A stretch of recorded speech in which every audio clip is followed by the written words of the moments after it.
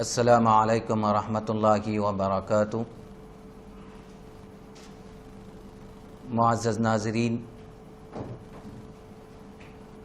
اللہ رب العزت کا بے پایا شکر ہے، اس کی توفیق اور عنایت سے درس حدیث کا سلسلہ چل رہا ہے۔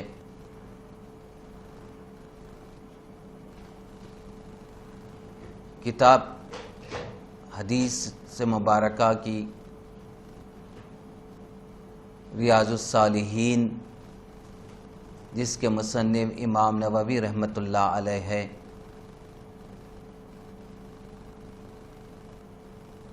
اور اس حدیث کا باب الیقین والتوکل چل رہا ہے۔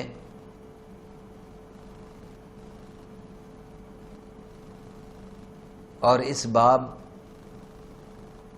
کے 4 احادیث مبارکہ اور اس کی تشریح بیان ہو چکی ہے، اور آج اس باب کی یقین اور توکل کے باب کی 5ویں حدیث پیش کی جا رہی ہے۔ امام نووی رحمۃ اللہ علیہ فرماتے ہیں، الخامس، 5ویں حدیث، عن جابر رضی اللہ تعالی عنہ انہ غزا مع النبی صلی اللہ علیہ وسلم قبل نجد فلما قفل رسول اللہ صلی اللہ علیہ وسلم قفل معهم فأدركتهم القائلة في بعد كثير العظاه فنزل رسول الله صلى الله عليه وسلم وتفرق الناس يستظلون بالشجر ونزل رسول الله صلى الله عليه وسلم تحت سمرة فعلق بها سيفه ونمنا نومة فإذا رسول الله صلى الله عليه وسلم يدعونا وإذا عنده أعرابي فقال إن هذا اقترط علي سيفي وأنا نائم فاستيقظت وهو في يده سلطة قال من يمنعك مني قلت الله ثلاثا ولم يعاقبه وجلس، متفق عليه۔ وفي رواية قال جابر رضی اللہ تعالی عنہ كنا مع رسول الله صلی اللہ علیہ وسلم بذات الرقاء فإذا أتينا على شجرة ظليلة تركناها لرسول الله صلی اللہ علیہ وسلم فجاء رجل من المشركين والسيف رسول الله صلی اللہ علیہ وسلم معلق بالشجرة فاقترطه فقال تخافني؟ قال لا، فقال من يمنعك مني؟ قال الله۔ وفي رواية أبي بكر الإسماعيلي في صحيحه قال من يمنعك مني؟ قال الله۔ قال فسقط السيف من يده فأخذ رسول الله صلى الله عليه وسلم السيف فقال من يمنعك مني؟ فقال كن خير آخذ، فقال تشهد أن لا إله إلا الله وأني رسول الله؟ قال لا، ولكني أعاهدك ألا أقاتلك ولا أكون مع قوم يقاتلونك، فخلى سبيله فأتى أصحابه فقال جئتكم من عند خير الناس۔ قوله قفل أي معناه رجع، والعظاه معناه الشجر الذي له شوك، والسمرة بفتح السين وضم السين الشجرة من الطلح وهي العظام من شجر العزاه، واقترط السيف معناه أي سله وهو في يده سلطا أي مسلولا وهو بفتح الصاد وضمها۔ متن حدیث کو پیش کرنے کے بعد ترجمے کی طرف متوجہ ہوتے ہیں۔ باب الیقین و توکل کی 5ویں حدیث، جس کے راوی حضرت جابر رضی اللہ تعالی عنہ ہیں، وہ فرماتے ہیں کہ انہوں نے آقا علیہ الصلوۃ والسلام سے مل کر اہل نجد سے جہاد کیا تھا۔ جب آقا علیہ الصلوۃ والسلام صحابہ سمیت واپس پلٹے تو 2 پہر کے آرام کا وقت ایک ایسی وادی میں ہوا جہاں بکثرت کانٹے اور درخت تھے، کانٹے دار درخت تھے، آقا علیہ الصلوۃ والسلام اترے اور لوگ درختوں کی تلاش میں ادھر ادھر بکھر گئے، وتفرق الناس، اور آقا علیہ الصلوۃ والسلام ایک کیکر کے درخت کے نیچے آرام فرما ہوئے اور اپنی تلوار اس درخت سے لٹکا دی۔ ہم بھی سو گئے کہ اچانک آقا علیہ الصلوۃ والسلام کے بلانے کی آواز آئی۔ کیا دیکھا کہ آپ کے پاس ایک دیہاتی ہے۔ حضور علیہ الصلوۃ والسلام نے فرمایا اس نے میری نیند کے دوران میری تلوار لے لی، میں بیدار ہوا تو یہ اس کے ہاتھ میں ننگی موجود تھی۔ کہنے لگا کہ کون تم کو مجھ سے بچائے گا؟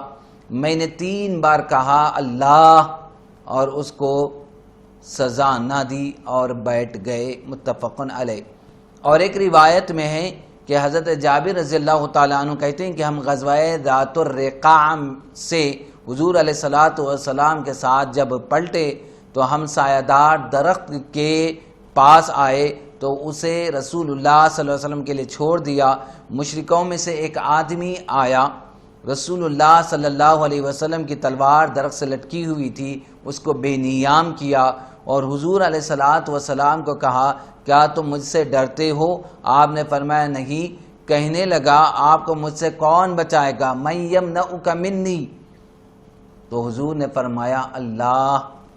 وفی روایتی ابی بکر الاسماعیلی فی صحیح، ایک روایت جو ابو بکر اسماعیلی نے اپنی صحیح میں روایت کی ہے کہ اس میں ہے کہ اس شخص نے پوچھا تم کو مجھ سے کون بچائے گا؟ آپ نے فرمایا اللہ۔ چنانچہ تلوار اس کے ہاتھ سے گر گئی۔ حضور علیہ الصلوۃ والسلام نے تلوار پکڑ کر فرمایا تجھے مجھ سے کون بچائے گا؟ اس نے عرض کیا آپ 72 تلوار پکڑنے والے بنے۔ فرمایا کیا تو یہ گواہی دیتا ہے اللہ کے سوا کوئی معبود نہیں اور یہ کہ میں اللہ کا رسول ہوں؟ اس نے کہا نہیں، لیکن میں وعدہ کرتا ہوں کہ میں آپ سے جنگ میں حصہ نہیں لوں گا اور نہ آپ کے ساتھ لڑنے والوں کا ساتھ دوں گا۔ تو آپ نے اس کا راستہ چھوڑ دیا اور وہ اپنے ساتھیوں کے پاس جا کر کہنے لگا میں تمہارے پاس اس شخص کے پاس سے آیا ہوں جو سب سے بہتر ہے۔ اب احادیث مبارکہ میں جو الفاظ آئے ہیں، قفلہ کے معنی ہے لوٹنا، اور اذا کانٹے دار درخت کو کہتے ہیں، سمورا سین پر زبر میم پر پیش کے ساتھ کیکر کے درخت کو یعنی کانٹے دار درخت کو کہتے ہیں۔ اقترط السیف جس کے معنی ہے تلوار سونتنا، تلوار کو اپنے ہاتھ میں لے لینا، اور سلطن کے معنی ہے برہنہ بے نیام تلوار۔ یہ احادیث مبارکہ کے مشکل الفاظ کے معانی تھے جو بیان کی گئے۔ اب اس احادیث مبارکہ کی تشریح کی طرف ہم متوجہ ہوتے ہیں۔ اس کتاب کی شارح ناصر الدین ناصر المدنی الطاری ہے حفظہ اللہ، وہ اس حدیث مبارکہ کی شرح کو بیان کرتے ہوئے تشریح کرتے ہوئے لکھتے ہیں کہ حکیم الامت حضرت مفتی احمد یار قانعیمی رحمۃ اللہ علیہ اس حدیث مبارکہ کے تحت لکھتے ہیں کہ آقا علیہ الصلوۃ والسلام کا توکل خاص اور مخلوق سے بے خوفی کے ایسے نازک موقع پر دل میں گھبراہٹ نہ آئی، نہایت سکون سے یہ جواب دیا۔ اس توکل کا نتیجہ وہ ہوا جو یہاں مذکور ہے، اللہ تعالیٰ اپنے بندوں کا حافظ و ناصر ہوتا ہے، یعنی حفاظت کرنے والا اور مددگار ہوتا ہے۔ غزوہ عطفان ربیع الاول 3 سن ہجری میں آقا علیہ الصلوۃ والسلام کو یہ اطلاع ملی کہ نجد کے ایک مشہور بہادر پہلوان دعسور بن حارث محاربی ایک لشکر تیار کر لیا تاکہ مدینے پر حملہ کرے۔ اس خبر کے بعد آقا علیہ الصلوۃ والسلام 400 صحابہ کرام رضوان اللہ تعالی المجمعین کی فوج لے کر مقابلے کے لیے روانہ ہو گئے۔ جب دعسور کو خبر ملی کہ آقا علیہ الصلوۃ والسلام ہمارے دیار میں آ گئے تو وہ بھاگ نکلا اور اپنے لشکر کو لے کر پہاڑوں پر چڑھ گیا، مگر اس کی فوج کا ایک آدمی جس کا نام حبان تھا گرفتار ہو گیا اور فوراً ہی کلمہ پڑھ کر اس نے اسلام قبول کر لیا۔ اتفاق سے اس روز زوردار بارش ہوئی. آقا علیہ الصلوۃ والسلام ایک درخت کے نیچے لیٹ کر اپنے کپڑے سکھانے لگے. پہاڑ کی بلندی سے کافروں نے دیکھ لیا کہ آپ بالکل اکیلے اور اپنے اصحاب سے دور بھی ہیں. ایک دم داسور بجلی کی طرح پہاڑ سے اتر کر ننگی شمشیر ہاتھ میں لیے ہوئے آیا اور حضور علیہ الصلوۃ والسلام سر مبارک پر تلوار بلند کر کے بولا، بتائیے اب کون ہے جو آپ کو مجھ سے بچا لے؟ آپ نے جواب دیا، میرا اللہ مجھ کو بچا لے گا.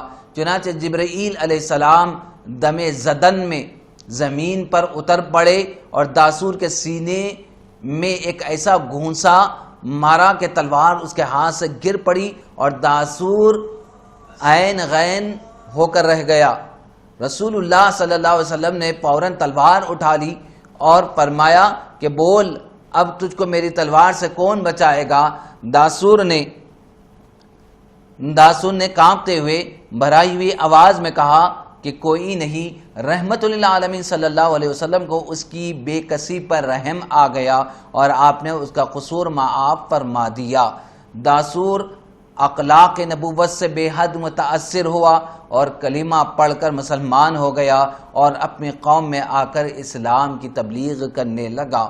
اس غزوے میں، اس جنگ میں کوئی لڑائی نہیں ہوئی اور آقا علیہ الصلوۃ والسلام 11 یا 15 دن مدینے سے باہر رہ کر پھر مدینہ لوٹ آئے. بعض مورخین نے اس تلوار کھینچنے والے واقعے کو غزوہ ذات الرقاع کے موقع پر بتایا ہے، مگر حق یہ ہے کہ تاریخ نبوی میں اس قسم کے 2 واقعات ہوئے ہیں. غزوہ غطفان کے موقع پر سر انور کے اوپر تلوار اٹھانے والا داسور بن حارث محاربی تھا جو مسلمان ہو کر اپنی قوم کے اسلام کا باعث بنا، اور غزوہ ذات الرقاع میں جس شخص نے حضور اقدس صلی اللہ علیہ وسلم پر تلوار اٹھائی تھی اس کا نام غورث تھا. اس نے اسلام قبول نہیں کیا بلکہ مرتے وقت تک اپنے کفر پر ہی قائم رہا. البتہ اس نے یہ معاہدہ، یہ وعدہ کر لیا تھا کہ وہ حضور علیہ الصلوۃ والسلام سے کبھی جنگ نہیں کرے گا. غزوہ ذات الرقاع سب سے پہلے قبائل انمار و ثعلبہ نے مدینے پر چڑھائی کرنے کا ارادہ کیا.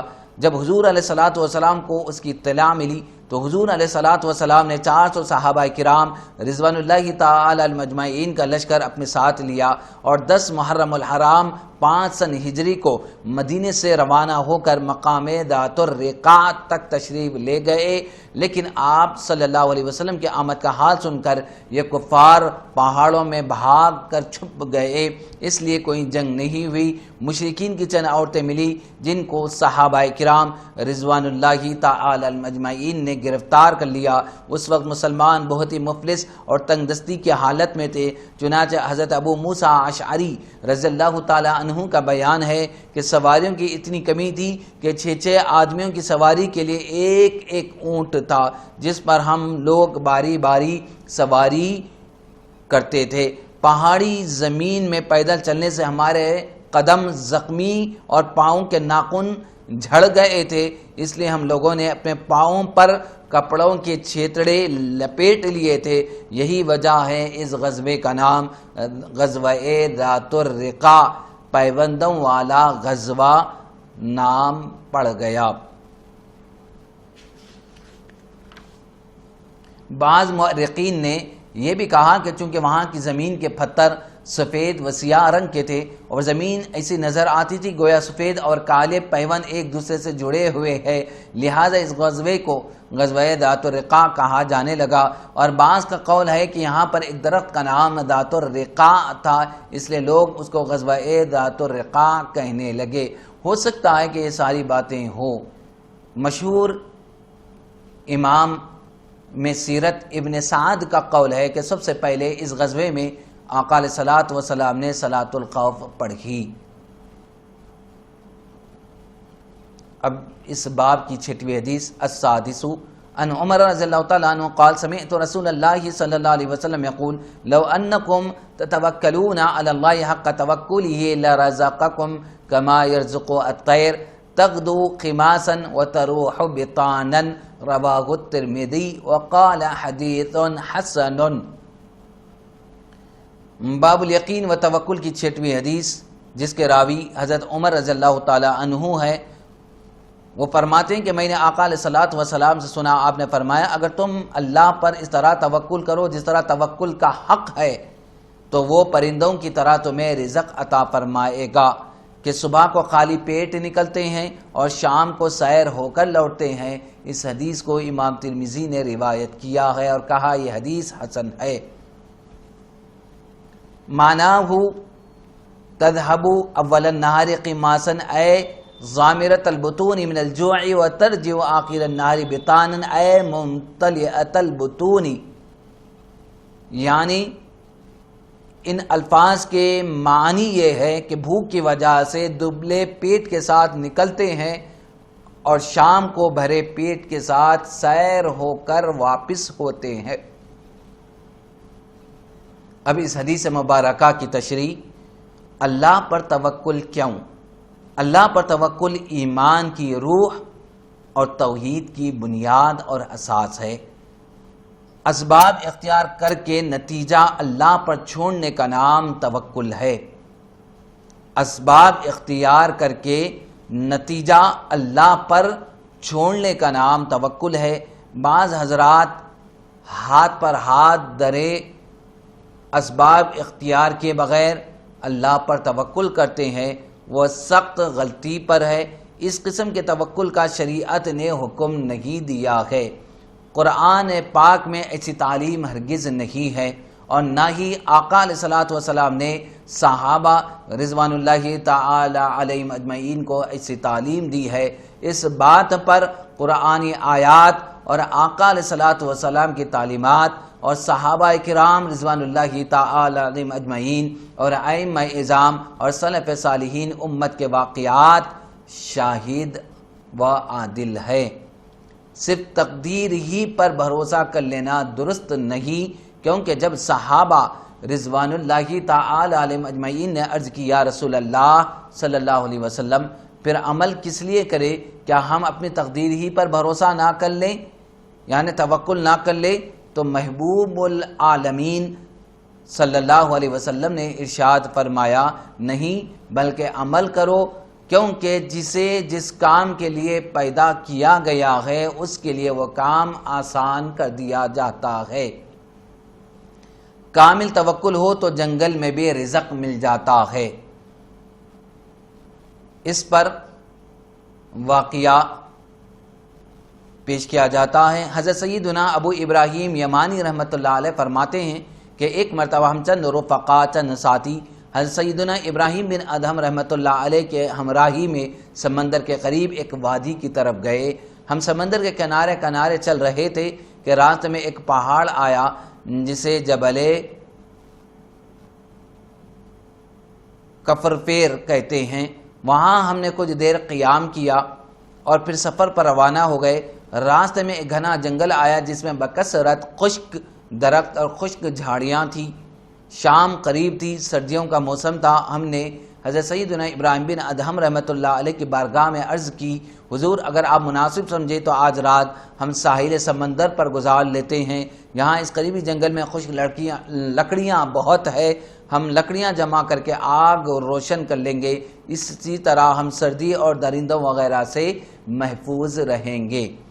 آپ نے فرمایا ٹھیک ہے جیسے تمہاری مرضی۔ چنانچہ ہمارے کچھ دوستوں نے جنگل سے خشک لکڑیاں اکٹھے کی اور ایک شخص کو آگ لینے کے لیے قریبی قلعے کی طرف بھیج دیا۔ جب وہ آگ لے کر آیا تو ہم نے جمع شدہ لکڑیوں میں آگ لگا دی اور سب آگ کے اطراف بیٹھ گئے اور ہم نے کھانے کے لیے روٹیاں نکالی۔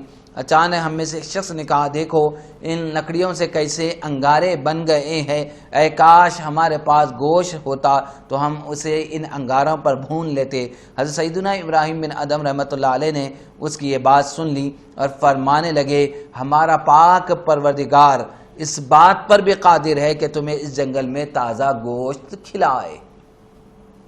ابھی آپ یہ بات فرما ہی رہے تھے کہ اچانک ایک طرف سے شیر نمودار ہوا، ظاہر ہوا۔ ایک جو فربا ہرن کے پیچھے بھاگ رہا تھا، ایک موٹے ہرن کے پیچھے بھاگ رہا تھا، ہرن کا رخ ہماری طرف تھا۔ جب ہرن ہم سے کچھ فاصلے پر رہ گیا تو شیر نے اس پر چھلانگ لگائی، وہ اس کی گردن پر شدید حملہ کیا جس سے وہ تڑپنے لگا۔ یہ دیکھ کر سیدنا ابراہیم بن ادھم رحمۃ اللہ علیہ اٹھے اور اس ہرن کی طرف لب کے آپ رحمۃ اللہ علیہ کو آتا دیکھ کر شیر ہرن چھوڑ کر پیچھے ہٹ گیا۔ آپ نے فرمایا یہ رزق اللہ عز و جل نے ہمارے لیے بھیجا ہے۔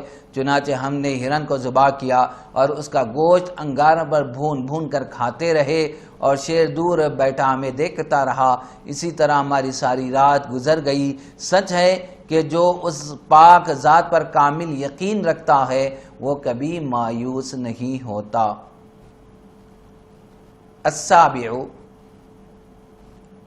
عن ابی عمارۃ البراء ابن عازب رضی اللہ تعالی عنہما قال قال رسول اللہ صلی اللہ علیہ وسلم یا فلاں اذا اویت الى فراشک فقل اللہم اسلمت نفسی الیک ووجہت وجہی الیک وفوضت امری الیک والجأت ظہری الیک رغبۃ ورہبۃ الیک لا ملجأ ولا منجأ منک الا الیک آمنت بکتابک الذی انزلت ونبیک الذی ارسلت فإنک مت من لیلتک فإنك إن مت من ليلتك مت على الفطرة وإن أصبحت أصبت خيرا متفق عليه۔ وفي رواية في الصحيحين عن البراء قال قال لي رسول الله صلى الله عليه وسلم إذا أتيت مسجعك فتوضأ وضوءك للصلاة ثم اضطجع على شقك الأيمن وقل وذكر نحوه ثم قال واجعلهن آخر ما تقول۔ باب الیقین و توکل کی 7ویں حدیث، جس کے راوی ابو عمارہ و براء ابن عازب رضی اللہ تعالی عنہ ہے۔ وہ فرماتے کہ آقا علیہ الصلوۃ والسلام نے فرمایا اے فلاں جب تم سونے کے لیے بستر پر لیٹو تو یہ کہو اے اللہ میں نے اپنے آپ کو تیرے سپرد کیا، میں اپنا چہرہ تیرے لیے جھکاتا ہوں، میں اپنا معاملہ تیری طرف سپرد کیا اور تجھ کو اپنا پشت پناہ بنایا۔ ڈر اور شوق اور جو تیری طرف سے ہے تجھ سے بڑھ کر کوئی پناہ کی جگہ نہیں، صرف تیری ہی طرف ہی نجات و پناہ کا مقام ہے۔ میں تیری نازل کردہ کتاب پر ایمان لایا اور تیرے نبی پر جن کو تو نے مبعوث فرمایا۔ اگر تیری موت اس رات میں آ گئی تو تیری موت فطرت اسلام پر آئی، اور اگر صبح کی تو نے بھلائی اور ثواب کو پا لیا۔ متفق علیہ۔ صحیحین میں حضرت براء رضی اللہ عنہ کی روایت میں الفاظ یوں بھی ہے کہ آقا علیہ الصلوۃ والسلام مجھے فرمایا اے براء جب اپنے بستر پر سونے کے لیے جاؤ تو نماز جیسا وضو کرو، پھر دائیں پہلو پر لیٹ کر یوں کہو، اوپر والی عبارت کی طرح ذکر کیا، پھر فرمایا اس کو سونے سے پہلے سب سے آخر میں کہو۔ اب اس حدیث مبارکہ کے ترجمے کے بعد حدیث کی تشریح کی طرف ہم متوجہ ہوتے ہیں۔ ناظرین، باوضو سونے کا ثواب۔ حضرت سیدنا ابو امامہ رضی اللہ تعالیٰ عنہ فرماتے ہیں کہ میں نے خاتم النبیین شفیع المذنبین محمد رسول اللہ صلی اللہ علیہ وسلم کو فرماتے ہوئے سنا، جو باوضو اللہ عز و جل کا ذکر کرتے ہوئے اپنے بستر کی طرف آئے یہاں تک اس پر غنود کی چھا جائے تو وہ رات کی جس گھڑی میں بھی اللہ عز و جل سے دنیا و آخرت کی جو بھلائی جو خیر طلب کرے گا اللہ عز و جل اسے وہ بھلائی و خیر عطا کرے گا۔ سنن ترمذی کتاب الدعوات۔ حضرت سیدنا ابن عمر رضی اللہ تعالیٰ عنہ نے فرمایا کہ آقا علیہ الصلوۃ والسلام نے فرمایا جو شخص باوضو رات گزارتا ہے تو ایک فرشتہ اس کے پہلو میں رات گزارتا ہے، جب وہ بیدار ہوتا ہے تو فرشتہ عرض کرتا اے اللہ عز و جل اپنے فلاں بندے کی مغفرت فرما دے کہ اس نے باوضو رات گزاری ہے۔ حضرت سیدنا معاذ بن جبل رضی اللہ تعالیٰ سے روایت ہے کہ نور کے پیکر تمام نبیوں کے سردار محمد رسول اللہ صلی اللہ علیہ وسلم نے فرمایا کہ جو مسلمان باوضو سوئے پھر جب وہ رات میں بیدار ہو اور اللہ عز و جل سے دنیا اور آخرت کی کوئی بھلائی طلب کرے تو اللہ عز و جل اسے وہ بھلائی عطا فرمائے گا۔ سنن ابی داؤد میں یہ روایت آئی ہے، کتاب الادب باب فی النوم علی الطہارہ۔ اور ایک روایت باوضو سونے کے متعلق جس کے راوی سیدنا ابن عباس رضی اللہ تعالی عنہما سے روایت ہے کہ آقا علیہ الصلوۃ والسلام نے فرمایا اپنے اجسام کو خوب پاک رکھا کرو، اللہ عز و جل تمہیں پاک فرما دے گا، کیونکہ جو شخص پاک رہتے ہوئے رات گزارتا ہے تو اس کے پہلو میں ایک فرشتہ بھی رات گزارتا ہے، اور رات کی کوئی گھڑی ایسی نہیں گزرتی جس میں یہ وہ دعا نہ کرتا ہو، اے اللہ اپنے بندے کی مغفرت فرما دے کیونکہ باوضو سو رہا ہے۔ جب تم بستر پر لیٹنے لگو، حضرت سیدنا سہل تستری رحمۃ اللہ علیہ سے منقول ہے، آپ فرماتے ہیں کہ میری عمر 3 سال تھی اور میں رات کو اٹھ کر اپنے ماموں حضرت سیدنا محمد بن صبار رحمۃ اللہ علیہ کو خلوت میں تنہائی میں نماز پڑھتے دیکھتا تھا۔ ایک دن میرے ماموں نے مجھ سے پوچھا کیا تو اللہ عز و جل کو یاد نہیں کرتا جس نے تجھے پیدا کیا؟ میں نے پوچھا میں اسے کس طرح یاد کروں؟ انہوں نے فرمایا جب تم بستر پر لیٹنے لگو تو 3 بار زبان کو حرکت دیے بغیر محض دل میں یہ کلمات کہو، اللہ معی، اللہ ناظر الی، اللہ شاہدی، یعنی اللہ عز و جل میرے ساتھ ہے، اللہ عز و جل مجھے دیکھ رہا ہے اور اللہ عز و جل میرا گواہ ہے۔ آپ فرماتے میں نے چند راتیں کلمات پڑھے، پھر انہیں بتایا تو انہوں نے فرمایا ہر رات 7 مرتبہ پڑھو۔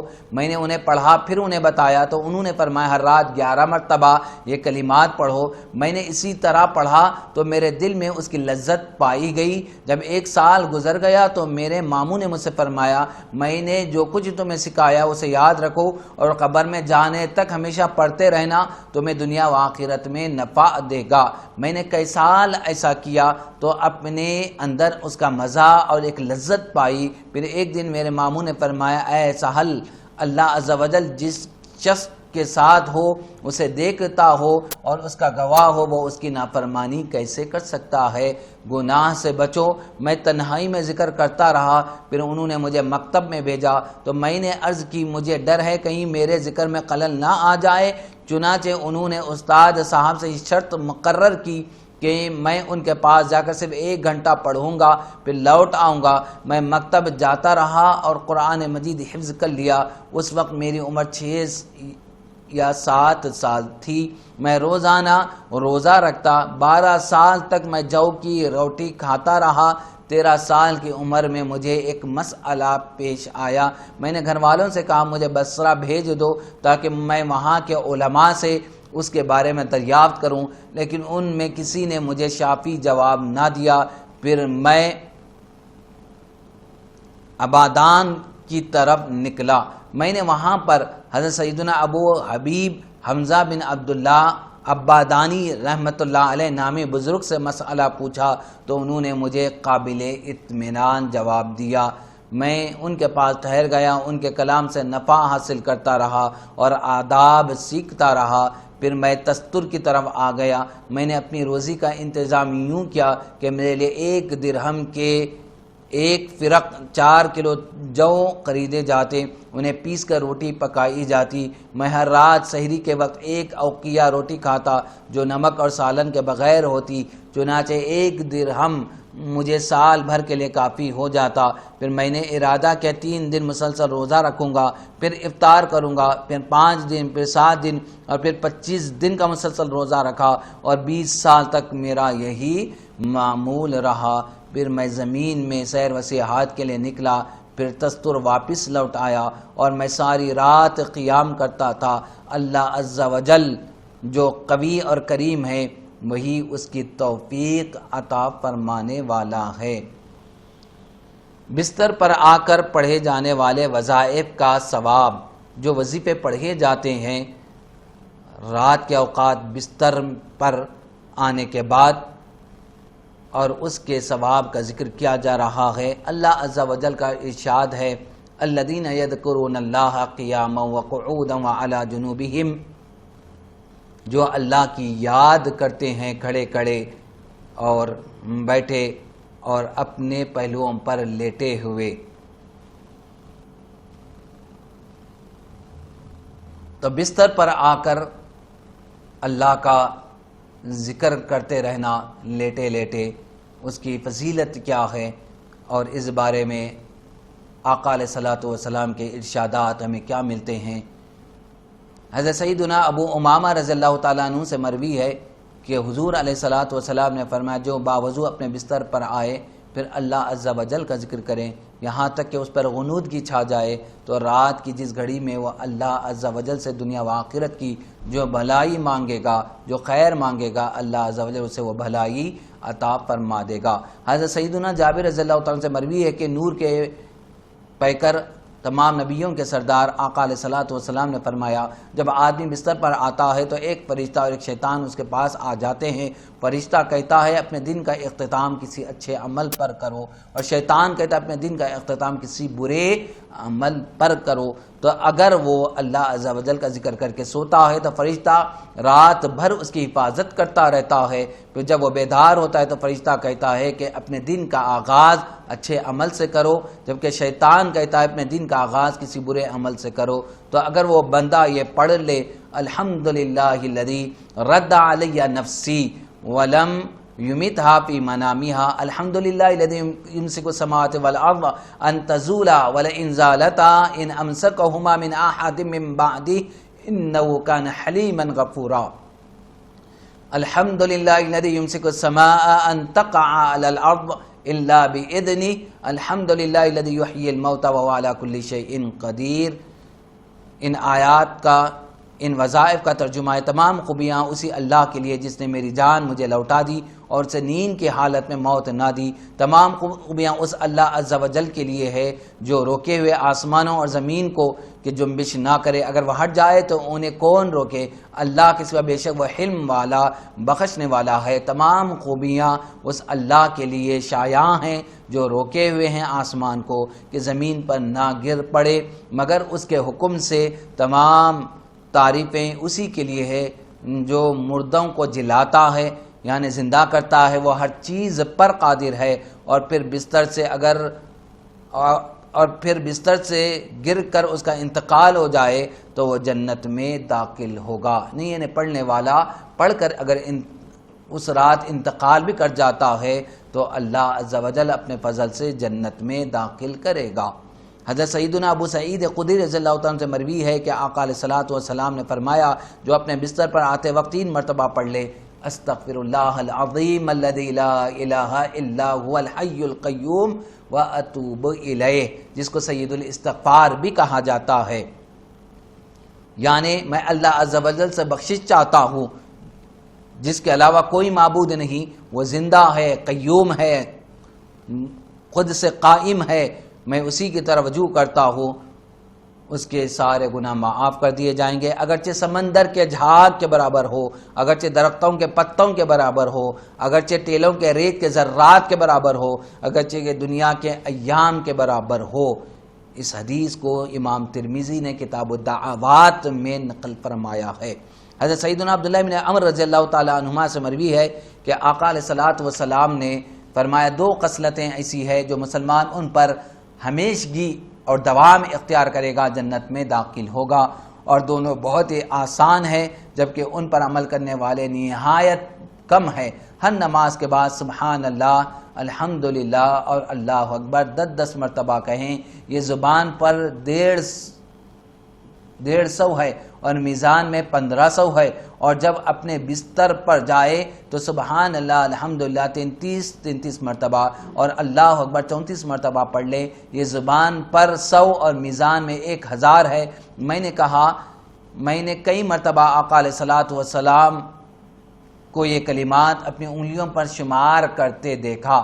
صحابہ کرام رضوان اللہ تعالی اجمعین نے عرض کیا یا رسول اللہ یہ آسان عمل کرنے والے قلیل کم کیوں ہے؟ فرمایا تم میں سے کسی کے پاس شیطان اس کے بستر پر آتا ہے اور یہ کلمات پڑھنے سے پہلے اس کو سلا دیتا ہے اور اس کی نماز میں آتا ہے، اور یہ کلمات پڑھنے سے پہلے اسے کوئی حاجت یاد دلاتا ہے۔ ابھی اس باب کی اور بھی احادیث مبارکہ اور تشریح باقی ہے، لیکن یہاں پر ہم اکتفا کرتے ہیں اور اللہ رب العزت سے دعا کرتے ہیں اے اللہ جو کچھ بھی بیان کیا گیا ہے اس پر عمل کی توفیق مرحمت فرما، اور ہمیں اسلام کی تعلیمات پر عمل کرنے کی توفیق عطا فرما، اور ہم سے راضی ہو جا، توفیق دے ہم سب تجھ سے راضی ہو جائے۔ وآخر دعوانا ان الحمد للہ رب العالمین۔